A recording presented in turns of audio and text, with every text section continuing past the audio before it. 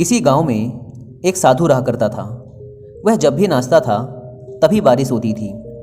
इसलिए गांव के लोगों को जब भी बारिश की ज़रूरत होती तब यह लोग उस साधु के पास जाते और उनसे अनुरोध करते कि वह नाचे, और जब वह नाचने लगते तो बारिश ज़रूर होती थी। कुछ दिनों बाद 4 लड़के शहर से गांव में घूमने आए। जब उन्हें यह बात पता चली कि किसी साधु के नाचने से बारिश होती है तो उन्हें यकीन नहीं हुआ। शहरी पढ़ाई लिखाई के घमंड में उन्होंने गांव वालों को चुनौती दे दी कि अगर हम भी नाचेंगे तो बारिश होगी, और अगर हमारे नाचने से बारिश नहीं हुई तो साधु के नाचने से भी बारिश नहीं होगी।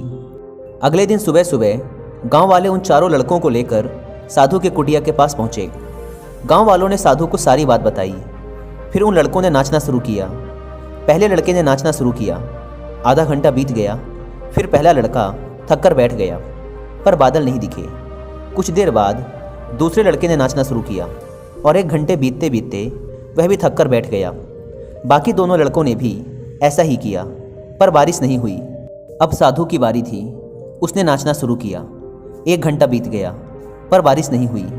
साधु फिर भी नहीं रुका, वह नाचता ही रहा। नाचते नाचते 2 घंटे बीत गए, पर बारिश नहीं हुई। 4 घंटे बीत गए, पर बारिश नहीं हुई। लेकिन साधु तो रुकने का नाम ही नहीं ले रहा था।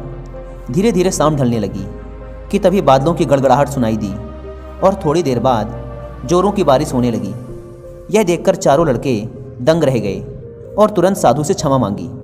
फिर चारों लड़कों ने साधु से पूछा, बाबा, भला ऐसा क्यों कि हमारे नाचने से बारिश नहीं हुई और आपके नाचने से बारिश हो गई?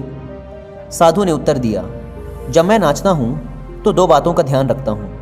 पहली बात तो मैं यह सोचता हूँ कि अगर मैं नाचूंगा तो बारिश को होना ही पड़ेगा, और दूसरी यह कि मैं तब तक नाचूंगा जब तक कि बारिश ना हो जाए। सफलता पाने वाले में भी यही गुण विद्यमान होता है। वे जिस काम को भी करते हैं